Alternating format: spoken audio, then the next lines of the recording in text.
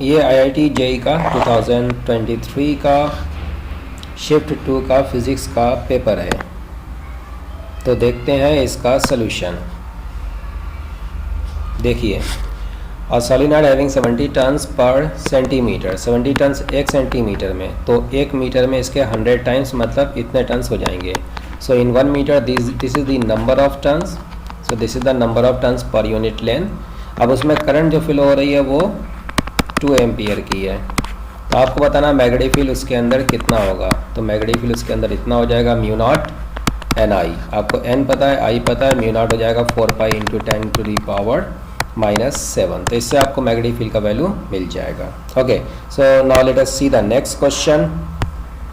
अब इसमें देखो ये एक गेट है और पूछा गया कि कौन सा गेट है। क्वेश्चन नंबर 2 में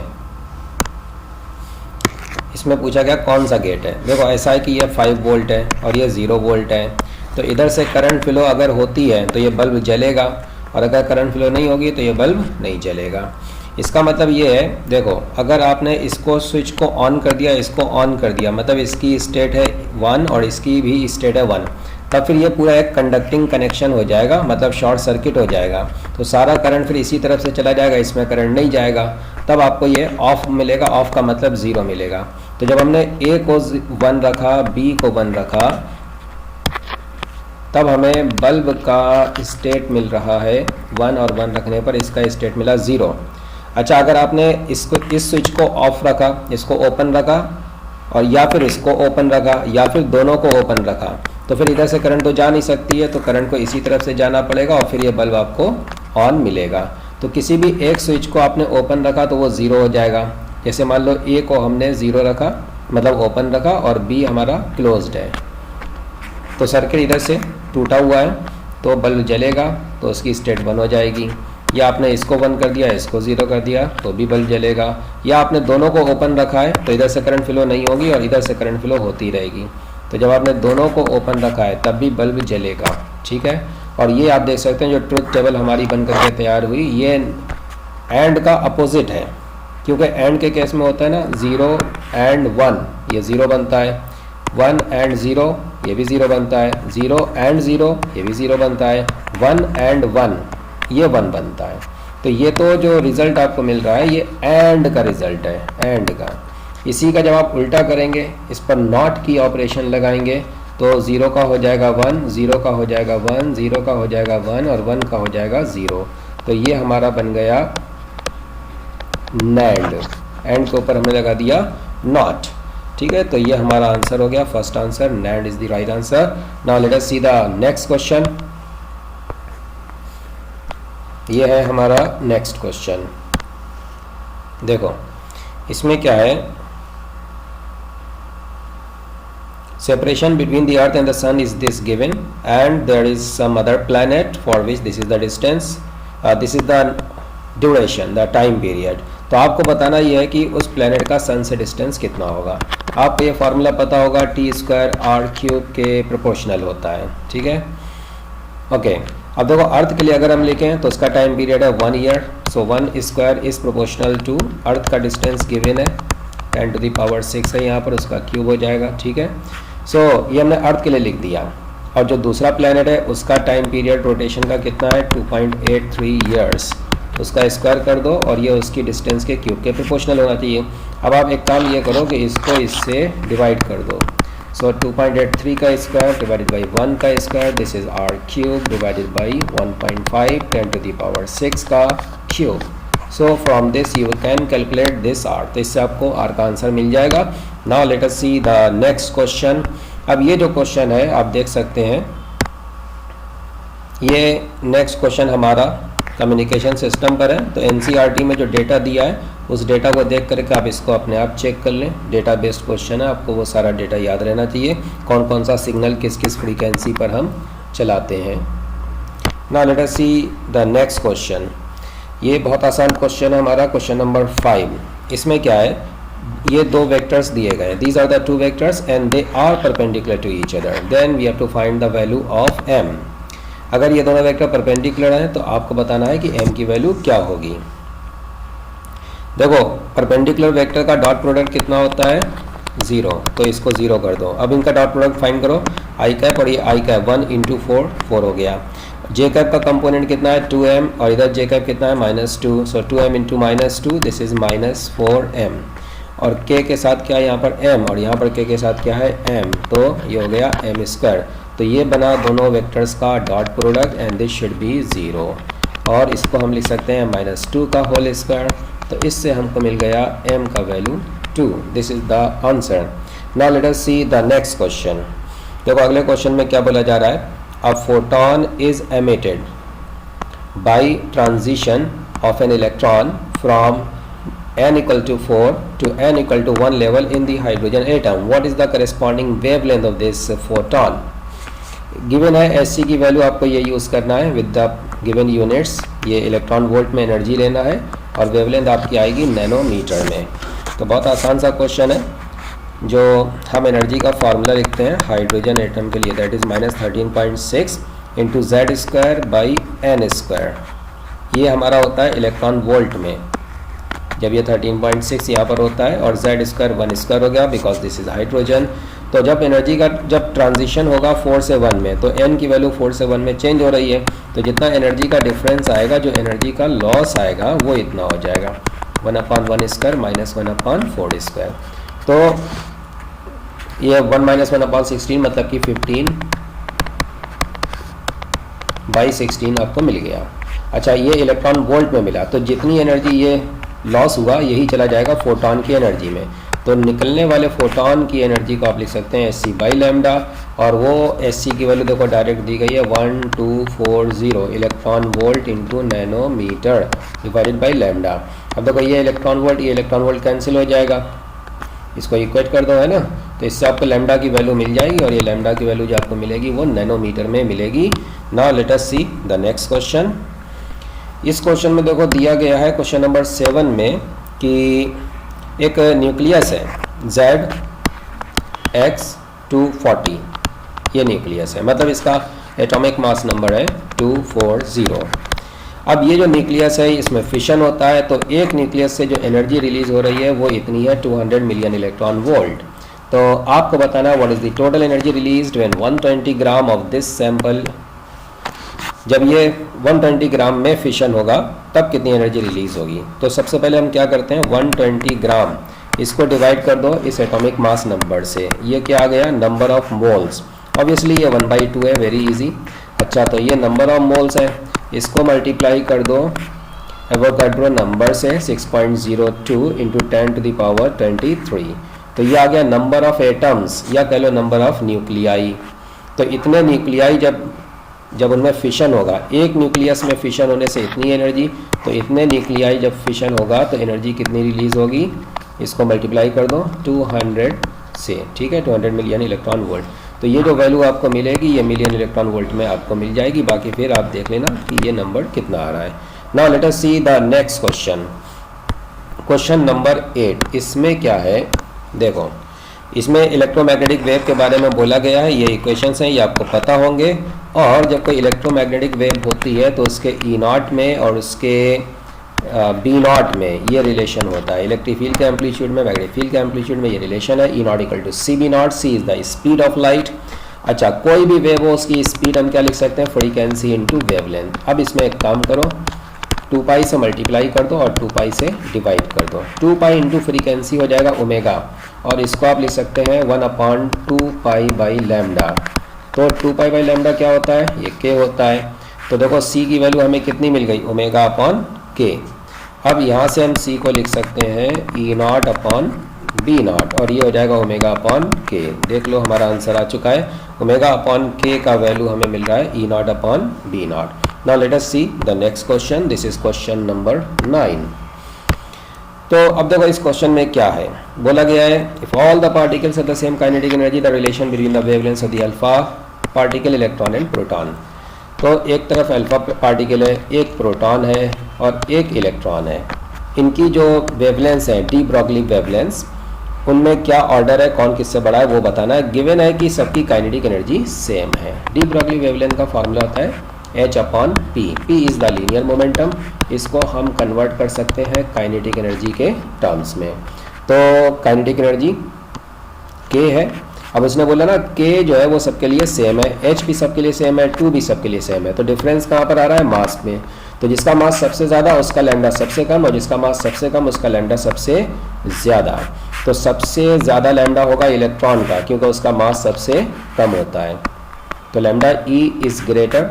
और सबसे ज़्यादा मास अल्फ़ा का पार्टिकल का है, तो उसका लैम्डा सबसे कम होगा, तो lambda alpha will be the least, और बीच में पड़ जाएगा प्रोटॉन, क्योंकि उसका मास इन दोनों के बीच में होता है। So this is the answer. Now let us come to the next question. ये बहुत आसान क्वेश्चन है, बिल्कुल डायरेक्ट थ्योरी का क्वेश्चन है जो थ्योरी में पढ़ाया जाता है। जब किसी एल लेंथ की रॉड को हम किसी मैग्नेटिक फील्ड में घुमाते हैं विद एंगुलर वेलोसिटी ओमेगा, तो इसका डायरेक्ट फार्मूला क्लास में बताया जाता है, और इंड्यूस्ड ईएमएफ का फार्मूला होता है half b omega l square. ठीक है, अदरवाइज अगर इनकेस आपको नहीं पता ये फार्मूला तो कोई बात नहीं, इसको आप ऐसे कर सकते हैं। ये देखो, एक एलिमेंट लेंगे हम x डिस्टेंस पर, ये एलिमेंट जो हमने लिया इसकी लेंथ है dx। अब ये एलिमेंट चलेगा वेलोसिटी v से, जिसको हम लिख सकते हैं x ओमेगा।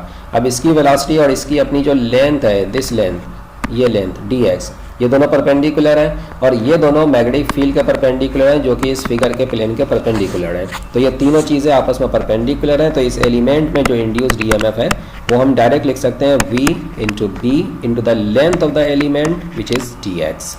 बस ऐसे जितने भी एलिमेंटल ईएमएफ्स हैं उन सबको आप ऐड कर दो, मतलब इंटीग्रेट कर दो, आपको मिल जाएगा टोटल ईएमएफ। b तो कांस्टेंट है, बाहर आ गया। वेलोसिटी को हम लिख सकते हैं x ओमेगा, अब ओमेगा भी कांस्टेंट है तो बाहर आ जाएगा, और x चेंज होगा 0 से लेकर l तक। तो देखो हमें आंसर मिल गया b ओमेगा और x स्क्वायर बाई 2, x का इंटीग्रेशन x के रेस्पेक्ट में x square by 2, so this is l square by 2। So this is the answer. Now let us move to the next question.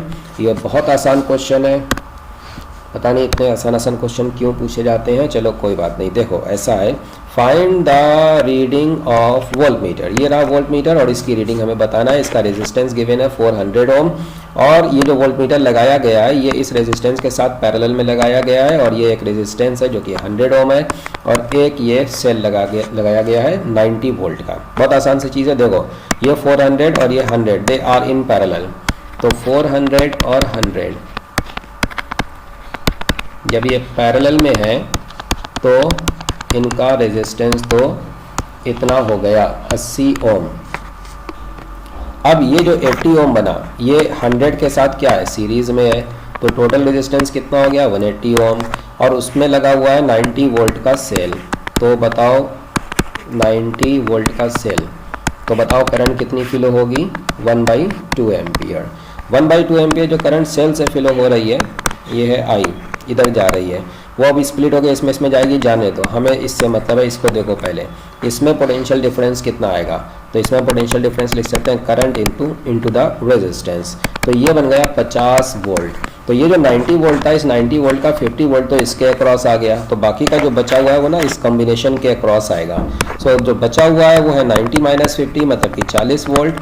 तो 40 volt is the remaining potential difference which is across this parallel combination of this volt meter and this resistance.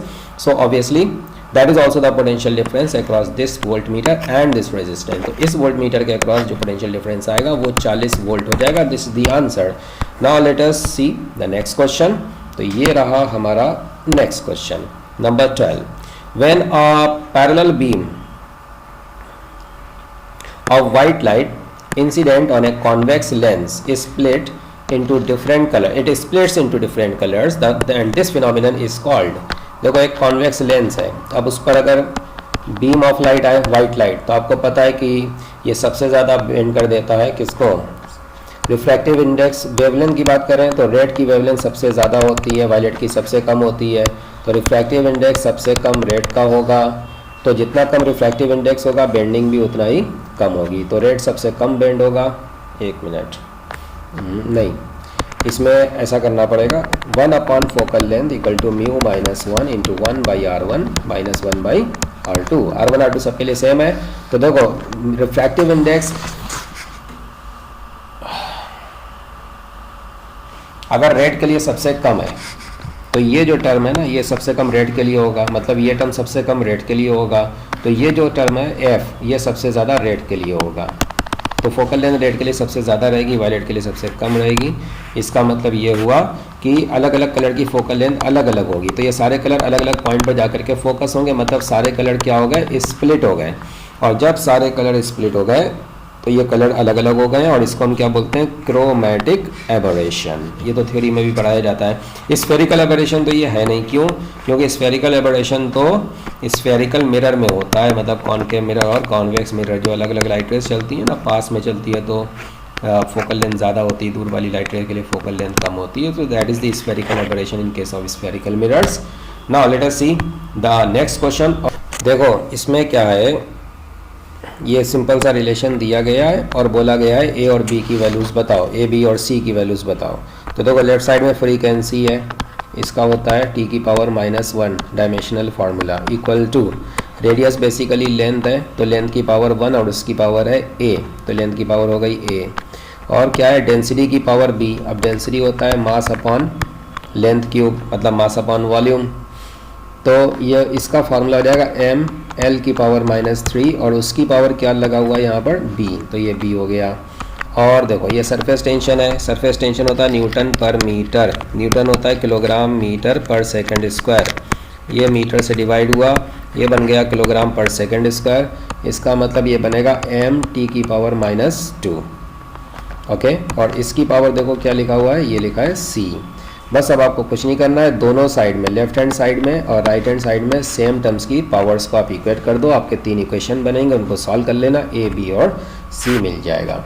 जैसे m की power अगर हम देखें तो m की power देखो b है और m की पावर यहाँ पर c भी है, तो b + c हमें कितना मिल जाएगा, 0, क्योंकि लेफ्ट साइड में m नहीं है, मतलब m की पावर 0 है। अच्छा, राइट साइड में देखो l की पावर क्या है, l की पावर a है और l की पावर -3 भी है, तो a - 3b ये कितना हो जाएगा, इधर साइड में तो l की पावर 0 है तो ये 0 हो गया।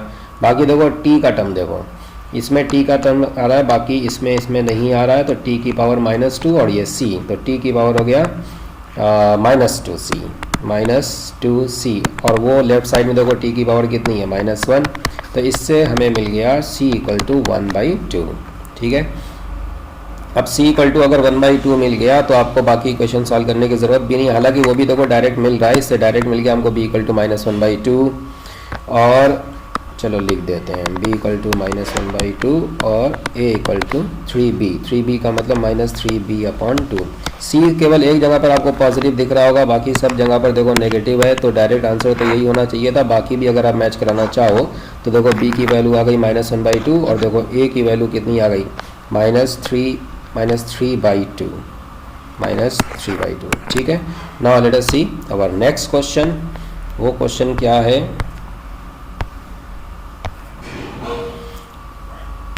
ये हमारा क्वेश्चन नंबर है 14।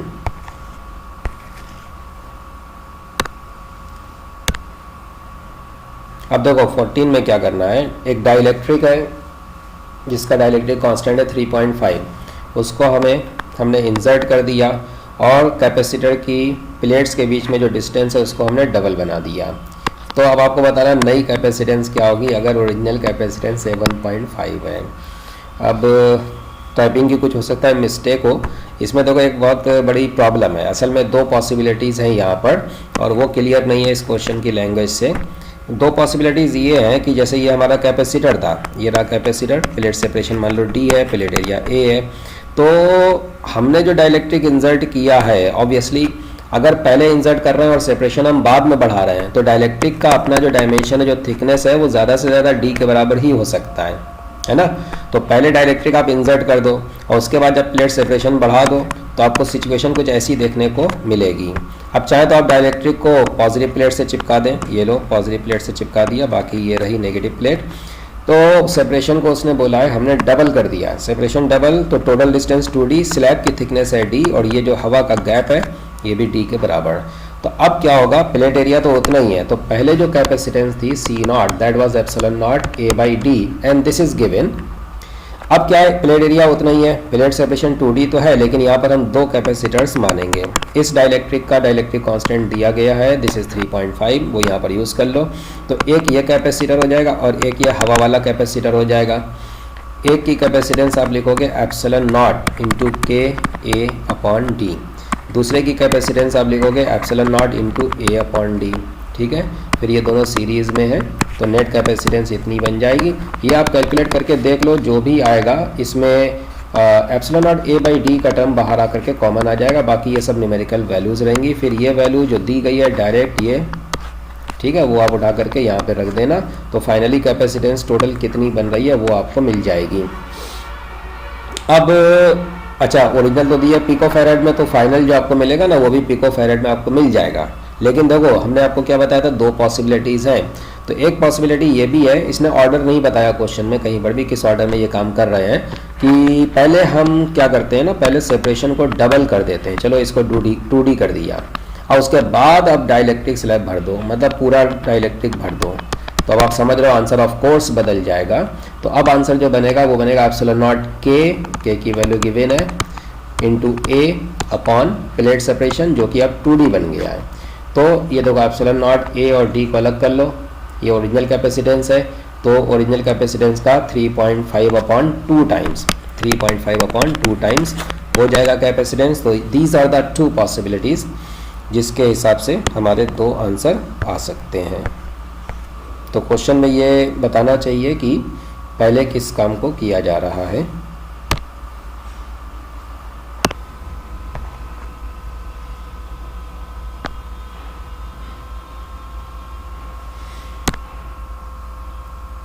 अब हम देखते हैं अगला क्वेश्चन।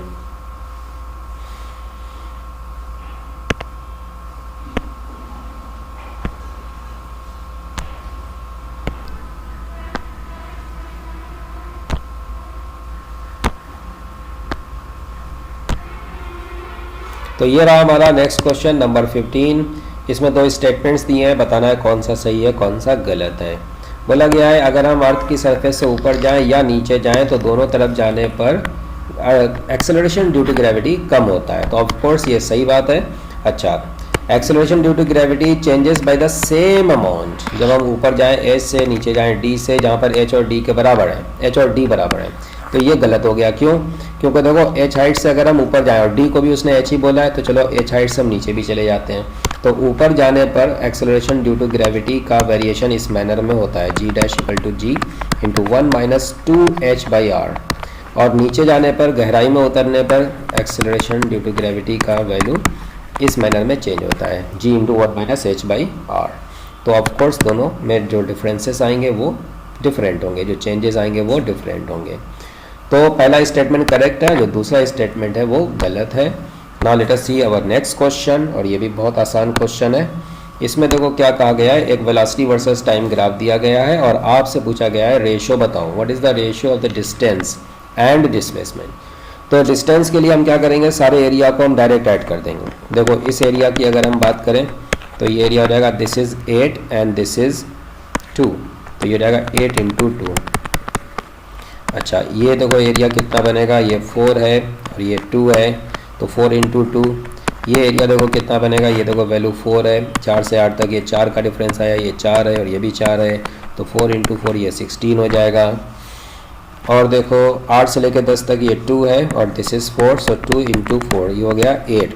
अब अगर आपको डिस्टेंस चाहिए तो डिस्टेंस तो देखो इतनी बनेगी, सबको मैग्नीट्यूड को डायरेक्टली ऐड करो, 16 प्लस 8 प्लस 16 प्लस 8, कितना बना ये 48 मीटर।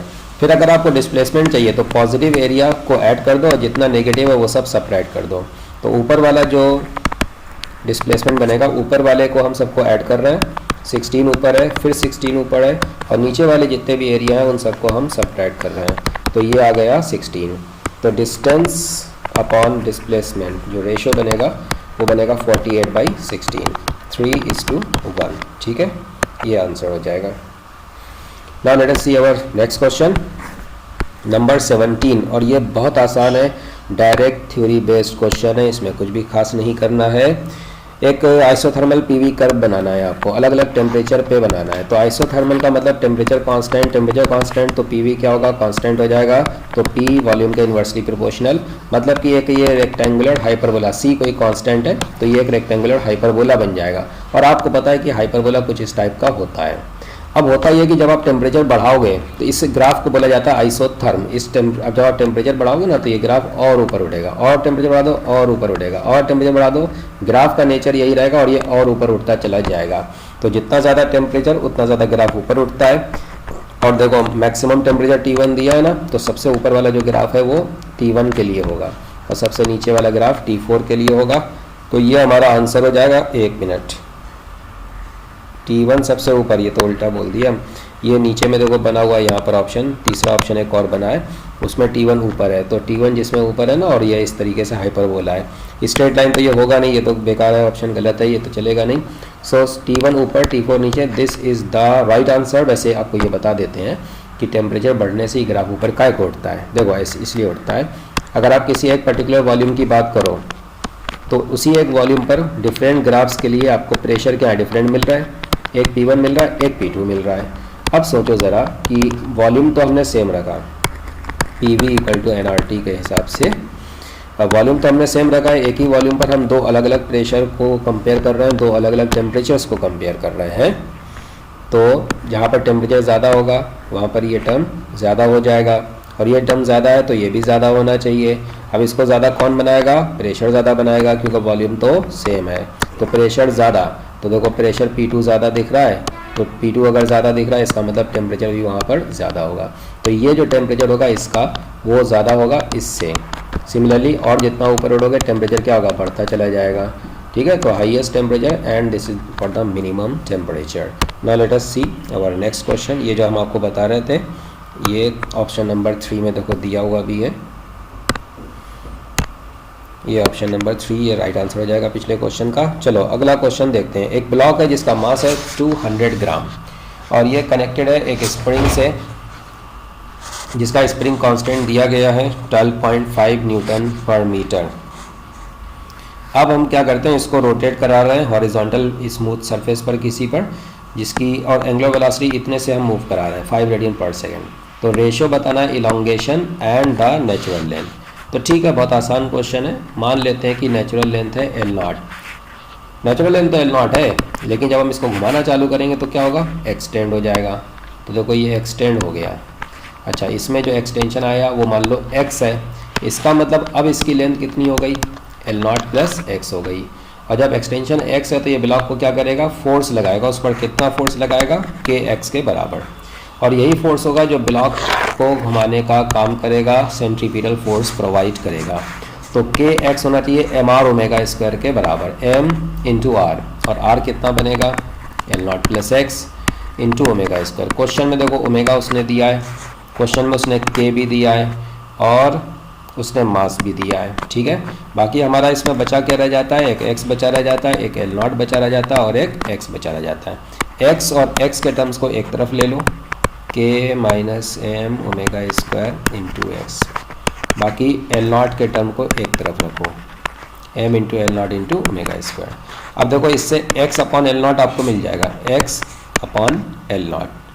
ठीक है, वैल्यूज रख देना, आंसर आ जाएगा। Now let us see the next question number 19, और ये भी बहुत आसान सा क्वेश्चन है। एक वायर है जिसको हमने एक्सटेंड किया, 20% लेंथ उसकी बढ़ा दी है, वॉल्यूम को हमने चेंज नहीं होने दिया है। तो आपको बताना है रेजिस्टेंस में परसेंट चेंज कितना होगा। बहुत आसान क्वेश्चन है। देखो ये एक वायर है, इसकी लेंथ L है और इसका क्रॉस सेक्शन एरिया आप एक काम करो A मान लो। अभी इसका रेजिस्टेंस R0 है, हमने लेंथ 20% से बढ़ा दी, तो फाइनल लेंथ कितनी बन जाएगी, original length plus original length का 20%, यह आ गया 1.2 L। तो अब जो नया लेंथ बना वो कितना हो गया, 1.2 L हो गया। ऑब्वियसली क्रॉस सेक्शन एरिया कम हो जाएगा because the volume has to be the same. तो नया एरिया हो गया A डैश, तो नया एरिया इंटू नई लेंथ इक्वल टू पुराना एरिया इंटू पुरानी लेंथ। वॉल्यूम को हमने बराबर कर दिया, तो देखो इस समय A डैश कितना मिल गया, A अपॉन 1.2 मिल गया। पुराना जो रेजिस्टेंस था उसको हम क्या लिख सकते हैं, रो L बाई A, और जो नया रेजिस्टेंस है R डैश, इसको हम लिखेंगे रो L dash upon A dash. अब आप डिवाइड कर दो R डैश अपॉन R, देखो डिवाइड करोगे ना तो क्या बनेगा, L डैश अपॉन L और a अपॉन a डैश, रो तो कैंसिल हो जाएगा। अच्छा a डैश अपॉन a को आप क्या लिख सकते हो, ये देखो ये रहा a डैश और ये रहा a, यहाँ पर भी लिखा हुआ है a डैश अपॉन a को आप लिखोगे 1.2 के बराबर। वैसे इसको हम ऐसे भी लिख सकते हैं, वैल्यूज़ लिखने के बजाय ये हमने वैल्यू लिख दी यहाँ पर, ऐसे लिख देते हैं a dash l dash equal to a l। तो a डैश अपॉन a कितना हो गया, l अपॉन l डैश हो गया। इसको यहाँ पर रख दो तो ये हो जाएगा l डैश का square upon l square. Okay, l dash का स्क्वायर, l डैश देखो अभी हमने लिखा था ये रहा, तो ये 1.2 l का स्क्वायर हो गया और नीचे में है l स्क्वायर, तो 1.2 का स्क्वायर बन गया 1.44। तो final resistance upon initial resistance 1.44 मिल गया। इसका मतलब फाइनल रेजिस्टेंस हो जाएगा 1.44 इनटू द इनिशियल रेजिस्टेंस। अब आपको फाइंड करना है परसेंट चेंज इन रेजिस्टेंस, वो इतना हो जाएगा change in resistance upon original resistance into 100। Change in resistance कितना होगा, final resistance minus initial resistance upon original resistance into 100। ये आप देख लो, ये आ गया हमारा answer 44%। So this is the answer. चलो अब देखते हैं अगला क्वेश्चन, और ये अगला क्वेश्चन बहुत आसान है। वो पूछा जा रहा है steel is used in the construction of a metre bridge of a bridge and a house. So सही बात है, क्योंकि स्टील जो है उसकी इलास्टिसिटी काफ़ी ज़्यादा होती है, तो ब्रिज पे से जब गाड़ियाँ गुजरती हैं तो काफ़ी ऊपर नीचे उसमें वाइब्रेशन होते हैं, डिफॉर्मेशंस होते हैं, तो एक हाईली इलास्टिक मटेरियल उसमें चाहिए होता है। Same is the case for houses obviously. तो इसलिए पहला स्टेटमेंट तो सही है। फिर मॉडुलस ऑफ इलास्टिसिटी स्टील का हाई है, दूसरा भी स्टेटमेंट सही है, तो दोनों स्टेटमेंट सही है। अब हम देखते हैं अगला क्वेश्चन नंबर 21। और lens of refractive index 1.5, focal length उसकी 18 है, हवा में एक लेंस है, हवा में उसकी फोकल लेंथ f है और ये गिवन है 18 सेंटीमीटर। इसका रिफ्रैक्टिव इंडेक्स कितना है, 1.5 है। फिर इसको आपने पानी में डुबा दिया, पानी का देखो रिफ्रैक्टिव इंडेक्स दिया गया है। फोकल लेंथ में चेंज कितना होगा वो बताना है। इसको हमने पानी में डुबा दिया, पानी में इसका फोकल लेंथ f डैश हो गया मान लो। अब पानी का रिफ्रैक्टिव इंडेक्स 4/3 है, इसका अपना 1.5 है। तो हम फार्मूला लिख रहे हैं यहाँ पर, लेंस मेकर्स फार्मूला। जब ये हवा में था तो 1/f equal to mu G का मतलब गिलास का refractive index, mu g minus 1 upon into 1/r1 minus 1/r2। अच्छा, जब ये लिक्विड में चला गया तो 1/f डैश। अब यहाँ पर जो रिफ्रैक्टिव इंडेक्स है वो आपको लेना है सराउंडिंग मीडियम के रेस्पेक्ट में, मतलब लिक्विड के रेस्पेक्ट में। तो म्यू जी अपॉन क्या हो गया, म्यू एल हो गया, माइनस 1 हो गया, 1/r1, ये पूरा टर्म यहाँ पर सेम रहेगा। अब आप एक काम करो, इसको इससे डिवाइड कर दो तो आपको मिल जाएगा f डैश अपॉन f, और देखो ये हमको इतना मिल रहा है,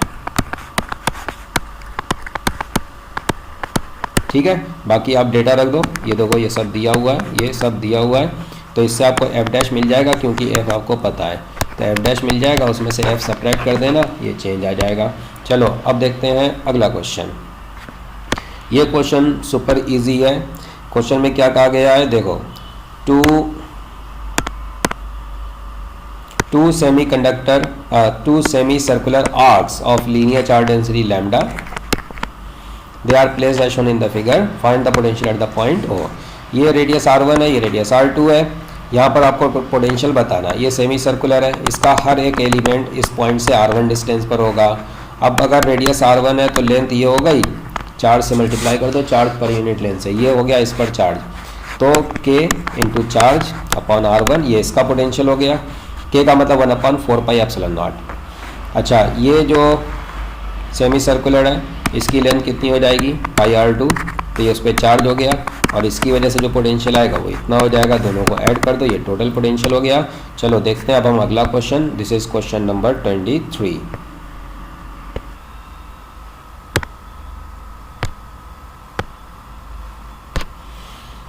तो क्वेश्चन नंबर 23 में पूछा है molar specific heat capacity at constant pressure मतलब कि Cp एंड कांस्टेंट वॉल्यूम मतलब कि Cv, मोनोएटॉमिक के लिए और डायएटॉमिक गैस के लिए रेशो क्या होगा। इसमें देखो प्रॉब्लम ये है कि अगर हम मोनोएटॉमिक ये इसमें बोल देते ना रेस्पेक्टिवली तो कुछ हद तक ठीक हो जाता। चलो कोई बात नहीं, हम मान लेते हैं कि मोनोएटॉमिक Cp लेना है और डायएटॉमिक हमें Cv लेना है, ठीक है। तो मोनोएटॉमिक, इसमें तो बहुत सी पॉसिबिलिटीज़ हैं, क्वेश्चन की लैंग्वेज में कुछ गड़बड़ हो गई है, टाइप करने वाले ने शायद कुछ मिस्टेक कर दी है, तो बहुत आसान सी चीज़ है। मोनोएटॉमिक गैस के लिए Cv और Cp ये वैल्यूज़ होती हैं 3r/2 और 5r/2। डाई एटॉमिक गैस के लिए ये वैल्यूज़ होती हैं 5r/2 एंड 7r/2। अब किसी का भी रेशियो आपसे फाइंड करने के लिए कहा जाए वो आप कर सकते हैं, पता नहीं इसमें से किसको किसको क्या क्या दिया गया है।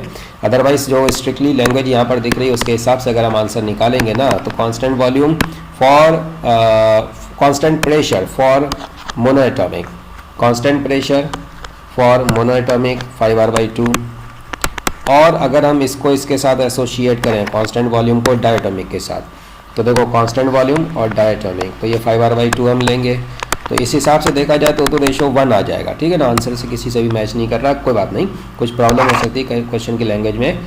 अदरवाइज देखो बहुत सी पॉसिबिलिटीज़ हैं। अब आप कोई भी रेशियो अगर आपसे कहा जाए लैंग्वेज के लिए हो तो बहुत आसानी से आप फाइंड कर सकते हो।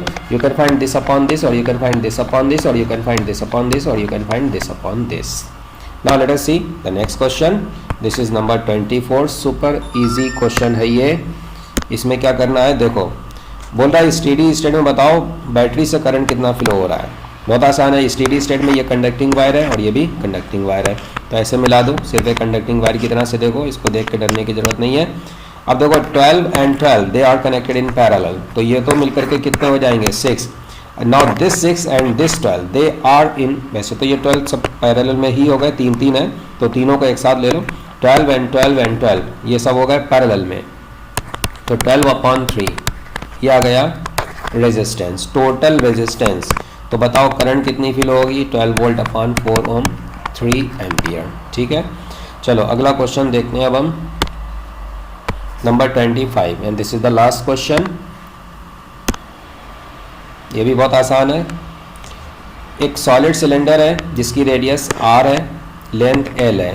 अब इसने ये नहीं बताया कि ये मोमेंट ऑफ इनर्शिया कौन सी एक्सिस के अबाउट हम ले रहे हैं। चलो कोई बात नहीं, हम जिस एक्सिस के अबाउट इसके लिए मानेंगे उसी एक्सिस के अबाउट, उससे मिलती जुलती एक्सिस के अबाउट हम दूसरे सिलेंडर के लिए भी मानेंगे। So let us consider, suppose that we are talking about this axis which is perpendicular to the length of the cylinder, and about this axis we have to find the moment of inertia. Length अभी कितनी है l, radius कितनी है r, चलो density हम रो मान लेते हैं।